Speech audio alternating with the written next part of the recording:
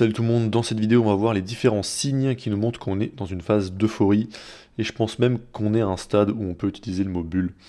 Et je fais cette vidéo parce que en ce moment la compétence d'investisseur qui est testée, c'est la capacité à contrôler ses émotions et la patience, beaucoup plus que la capacité à choisir une bonne entreprise, analyser une entreprise, etc.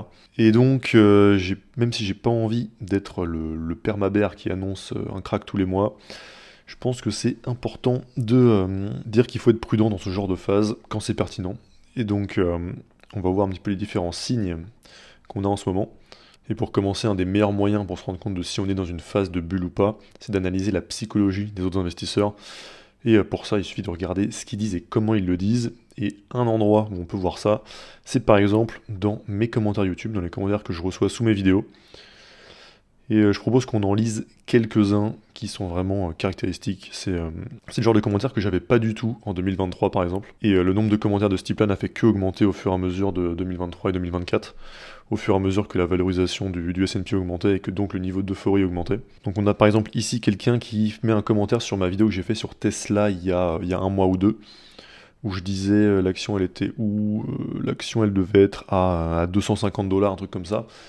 Et je disais que c'était une action qui ne m'intéressait pas, puisque je la trouvais trop chère par rapport à ses fondamentaux. Sachant qu'évidemment l'investissement ça se fait à long terme, et ça n'a pas de sens de penser à l'investissement sur des durées inférieures à 10 ans, puisqu'à court terme les cours des actions sont complètement imprévisibles, et ça peut aller dans n'importe quel sens. Ce qui nous intéresse c'est où est-ce que ce sera par rapport à aujourd'hui, dans 10 ans, ou dans 20 ans, ou dans 30 ans. Et donc quelqu'un me dit, aujourd'hui, 15 décembre 2024, Tesla est à 426 $, bro. Donc, sa logique, c'est que je fais une vidéo on devait être à peu près le 1er novembre, quelque chose comme ça, pour dire que je trouve Tesla trop cher. Un mois après, l'action est à 436, et son raisonnement, c'est donc, l'action était à tel prix, il a dit que c'était trop cher, un mois plus tard, l'action est plus haut, donc il s'est trompé. J'avais déjà fait une vidéo sur ce problème qui s'appelle le resulting, donc le fait de juger la qualité d'une décision à son résultat, et encore pire, son résultat à court terme, ce qui en bourse n'a aucun sens. La qualité d'une décision, elle se juge sur les probabilités de gain ou de perte au moment où la décision est prise. Et donc tu peux prendre une bonne décision, mais si tu as les 1% de probabilité que le truc tourne mal qui se produisent, et bah tu auras quand même une issue négative tout en ayant pris la meilleure décision. Donc voilà, c'est important de ne pas juger la qualité d'une décision à son résultat, mais aux probabilités qu'il y avait au moment où on a pris la décision avec les informations qui étaient disponibles à ce moment-là. Mais là, le plus gros problème, c'est surtout de tirer des conclusions au bout d'un mois ou deux, ce qui en bourse n'a absolument aucun sens. Sur un mois ou deux, il peut se passer absolument n'importe quoi, et c'est totalement imprévisible. Et en plus, il n'y a pas besoin de chercher bien loin pour s'en rendre compte. Hein. On pouvait avoir le même phénomène. J'imagine que le 6 novembre 2020, un autre youtubeur avait dû faire une vidéo pour dire de faire attention à Tesla. Et si ensuite on va au 8 janvier, donc 2 mois plus tard, quand l'action était à 293, il a sûrement dû avoir des commentaires du même type. Pareil ensuite, par exemple, le 8 octobre 2021 à 261 $, à peine un mois plus tard, on était monté à 400 $. Même chose, sauf que après, t'avances un an plus tard. En janvier 2023, on était à 120 $. Donc normalement, en voyant ça, si on a un cerveau normalement constitué, on constate bien que donner de l'importance à des variations de prix, à des horizons de plusieurs semaines ou plusieurs mois en bourse, n'a absolument aucun sens. Et donc le problème, c'est qu'en ce moment, on voit beaucoup de ces comportements-là qui accordent énormément d'importance au court terme et qui ignorent complètement le fait que la bourse, ça se joue à long terme. Donc ça, c'est un exemple typique, et surtout, j'en ai eu de plus en plus au fur et à mesure de l'année. Donc ça, je considère que c'est un signe qui ne trompe pas. Donc ensuite, qu'est-ce qu'on a? Donc c'est sur ma vidéo sur MicroStrategy, où j'explique que la stratégie de Michael Saylor d'emprunter pour acheter du Bitcoin, c'est extrêmement risqué, et qu'investir dans MicroStrategy, c'est extrêmement risqué. Et là, nous avons Ed Harris 5100 qui me dit « Je vais me régaler année après année à regarder ta vidéo. » Emoji qui rigole, emoji popcorn. MicroStrategy supérieure à Nvidia. Vous achèterez le prix que vous mériterez, c'est tout. Point de suspension. D'ailleurs, tous ceux qui ont du QQQ, donc du Nasdaq, ça y est, désormais vous aurez une petite louche de MicroStrategy et de Bitcoin dans vos investissements. Point de suspension. Emoji triste, emoji qui rigole. Blague à part, se concentrer sur ce qu'on maîtrise en investissement est le plus sûr moyen de faire de l'argent et de ne pas se louper. Point de suspension. à bon entendeur. Donc là, il y a plusieurs choses à voir. Donc déjà, on est arrivé à un stade où Nvidia est presque traité d'action de papy, d'action de bon père de famille. Et apparemment là où il y aurait du vrai argent à gagner, ce serait dans MicroStrategy. Donc ça, j'aurais pas imaginé qu'on pourrait en arriver là. Ensuite, il y a deux autres points. Il y a l'absence totale de doute et donc l'excès de confiance. En investissement, je pense que c'est sain d'avoir un doute permanent. Moi, j'ai du doute sur toutes les actions que j'ai et je fais justement super attention à pas faire d'excès de confiance. Et donc, ça ne me viendrait pas à l'idée de défendre mes choix d'investissement avec une telle certitude. Je fais mes choix et j'explique pourquoi je les fais, mais il n'y a aucune certitude. Et à partir du moment où tu vois quelqu'un qui a des certitudes, comme cet individu, c'est qu'il y a forcément excès de confiance. Et puis le dernier point sur ce commentaire, c'est que le risque est totalement oublié, totalement ignoré. Et même quand on parle d'entreprise qui est en déclin, donc avec un chiffre d'affaires qui est en baisse, qui n'est pas rentable, et qui s'endette pas pour acheter n'importe quoi, mais qui s'endette pour acheter du Bitcoin. Enfin, s'il y a bien un cas où le sujet du risque doit être abordé et ne doit pas être négligé, c'est un cas comme celui-là. Et aussi le dernier point qu'on remarque dans ce commentaire, mais aussi dans celui du dessus et dans tous les autres commentaires du style que j'ai, c'est que c'est des commentaires qui sont écrits avec émotion. Parce que si tu as acheté une action, et que tu vas regarder des vidéos YouTube et que tu vois un YouTuber qui te dit que pour lui cette action c'est un mauvais investissement ou qui décide de ne pas faire cet investissement, si à ce moment-là tu ressens le besoin d'aller écrire un commentaire pour défendre ton investissement, c'est qu'il y a un problème. La seule chose qui peut justifier, c'est de partager son analyse en commentaire, parce que c'est intéressant, mais à partir du moment où il y a la défense de son avis, et que le ton est soit agressif, soit moqueur, soit méprisant, etc., c'est que là, il y a forcément un problème du côté de celui qui écrit le commentaire. Donc, il y a ça. Après, bon, j'ai d'autres exemples. On a ici, le 23 décembre, entre au Nasdaq, point de suspension. MSTR est déjà à plus 15 milliards de plus-value, point de suspension. Si le Bitcoin monte de 20%, point de suspension, MicroStrategy augmente encore sa plus-value de 10 milliards, point de suspension, soit 25 milliards, point de suspension. Donc là, on remarque un autre pattern, et je pense qu'on pourrait faire une petite checklist avec tout ça. C'est l'utilisation excessive du point de suspension. Et aussi, je rajouterais les expressions du style « à bon entendeur », parce que ça, j'en ai eu un petit paquet comme ça aussi. Bon, je vais pas tous les lire, mais j'avais un autre exemple récent que j'avais en tête. Ah oui, c'est celui-là. Stopper ton analyse ici est une erreur cruciale. Point de suspension.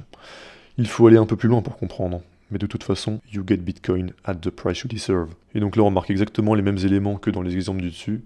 Et je remarque aussi cette phrase-là qui revient. Donc, vous avez du Bitcoin au prix que vous méritez.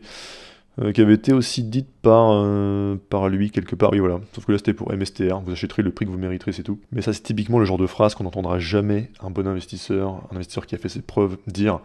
Je crois pas qu'on ait entendu Warren Buffett dire You get Coca-Cola at the price you deserve. Et évidemment, un actif, que ce soit une action ou n'importe quel autre actif, n'est pas un bon investissement à n'importe quel prix. Un bon investissement, c'est un bon actif à un bon prix, donc le prix entre forcément en ligne de compte. Donc voilà, ça c'était pour l'aspect psychologie des investisseurs à travers mes commentaires YouTube, et c'était juste quelques exemples, il y en a un paquet d'autres. Ensuite, j'ai trouvé aussi cet article de Goldman Sachs. Donc c'est un petit peu leur prévision pour l'année 2025. Donc ils commencent l'article en nous parlant de cette prédiction, donc pas très intéressant les prédictions, mais après il y a du factuel, donc c'est plus intéressant. Donc ici, en même temps, les valorisations sont hautes par rapport aux standards historiques qui peuvent être un risque pour les investisseurs. Le PER du S&P 500 a augmenté de 25% pendant les 2 dernières années. Aujourd'hui, ce PER est à 21,7, donc ça veut dire qu'il parle du PER forward et pas le PER actuel. Et se classe dans le 93e centile historique. Et à la fin de l'année 2022, le multiple était de 17. Donc 93e centile, ça veut dire que sur les 100 dernières années, il y a seulement eu 7 années où le S&P a été plus cher qu'aujourd'hui, et 93 où il a été moins cher qu'aujourd'hui. Et donc ça montre qu'aujourd'hui le S&P 500 est très cher. Et cette histoire de valorisation et de psychologie des investisseurs, c'est deux facettes de la même pièce. C'est juste que la psychologie des investisseurs, elle se traduit dans les niveaux de valorisation. Et donc quand la psychologie est très optimiste et que le risque est totalement ignoré, ou en tout cas sous-évalué, que le long terme est sous-évalué, qu'il n'y a aucun doute et qu'il y a de l'excès de confiance, et ben ça donne des valorisations plus élevées, et inversement. Donc on a ça, 93e centile. On le voit aussi si on prend simplement le graphique du PER sur les que je montre assez souvent, mais je pense que c'est important depuis sur cette année. Et donc aujourd'hui le PER du S&P 500 est de 30,7, ce qui est le troisième plus haut niveau historique après 2021 et la bulle Internet. si on exclut les moments où c'est le dénominateur qui a explosé et non pas les prix. Là, ce qui nous intéresse, c'est quand ce sont les prix qui ont fait exploser le PER. Et c'est important aussi de se rendre compte des différents scénarios qui sont possibles pour être prêt à les accueillir sans paniquer s'ils se produisent. Et donc, on peut regarder les multiples de valos qu'on a eu récemment. Et par exemple, 2022, le S&P était descendu à 19 fois les bénéfices. Donc, entre 2022 et aujourd'hui, c'est du plus 50% en termes de valorisation. Et en quelques mois, on était passé de 40 à 19, ce qui fait plus que divisé par 2. Donc, c'est important d'avoir conscience que ce genre de moments peuvent se produire. Pas pour avoir peur et ne pas oser investir, mais surtout pour être prêt dans le cas où ces situations-là se présentent.